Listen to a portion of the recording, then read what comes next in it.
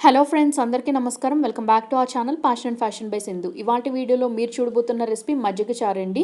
దీన్ని మజ్జిగ పులుసు అని కూడా పిలుస్తుంటారు. ఇంటికో రకంగా, ప్రాంతానికో తీరుగా రకరకాలుగా ప్రిపేర్ చేస్తారు.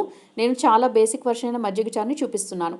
ఫస్ట్ ఒక బౌల్లోకి కొంచెం పెరుగు అనేది తీసుకోండి. ఆ పెరుగులో ఎటువంటి గడ్డలు అనేది లేకుండా విస్కర్తో మీరు బాగా బీట్ చేసుకోవాలి.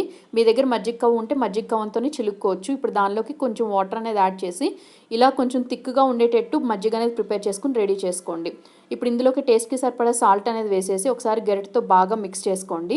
ఇప్పుడు ఒక చిన్న రోట్లోకి కొన్ని అల్లం ముక్కలు అలాగే కొన్ని పచ్చిమిర్చి ముక్కలు తీసుకుని కచ్చాపచ్చాగా దంచుకోండి. మీరు కావాలనుకుంటే మిక్సీ జార్లో దాన్ని కోర్స్గా గ్రైండ్ కూడా చేసుకోవచ్చు. ఇప్పుడు స్టవ్ మీద ఒక కడాయి పెట్టి కడాయిలోకి ఒక 1 టీ స్పూన్ ఆఫ్ ఆయిల్ అనేది యాడ్ చేశాను. ఆయిల్ కొంచెం హీట్ అయిన తర్వాత 1 టేబుల్ స్పూన్ జీలకర్ర, 3/4 టేబుల్ స్పూన్ ఆవాలు, అర టీ స్పూన్ పసుపు అనేది వేసి 2 పెద్ద ఉల్లిపాయలని కొంచెం రఫ్గా అలా చాప్ చేసుకుని ఆనియన్ ముక్కలు అనేవి వేసేసానండి. ఇవి లైట్గా మనకి మగ్గితే సరిపోతుంది. ఈలోపు 3 ఎండుమిరపకాయలని ఇలా రఫ్గా తుంపు వేసుకుని వీటిని కూడా వేసుకున్నాను. ఒక రెమ్మ కరివేపాకును సన్నగా పీసెస్గా కట్ చేసుకుని వాటిని కూడా వేసుకున్నాను. ఇప్పుడు ఇందులోకి ఇందాక కచ్చాపచ్చాగా దంచుకున్నటువంటి పచ్చిమిర్చి, అల్లం ముక్కల్ని కూడా వేసేసి ఒకసారి బాగా కలుపుకుంటున్నానండి. ఇప్పుడు ఇందులోకి ఒక పెద్ద సైజు ఉన్న పండినటువంటి టొమాటో ముక్కల్ని వీలైనంత సన్నగా తరిగి ఆ ముక్కల్ని కూడా వేసి టొమాటోలు మనకు గుజ్జుగా అయ్యేంత వరకు మనం కుక్ చేసుకోవాలి.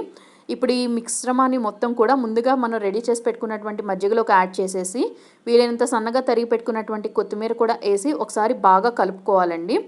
దానివల్ల మనకి మజ్జిగలోకి ఫ్లేవర్స్ అన్నీ కూడా బాగా దిగుతాయి.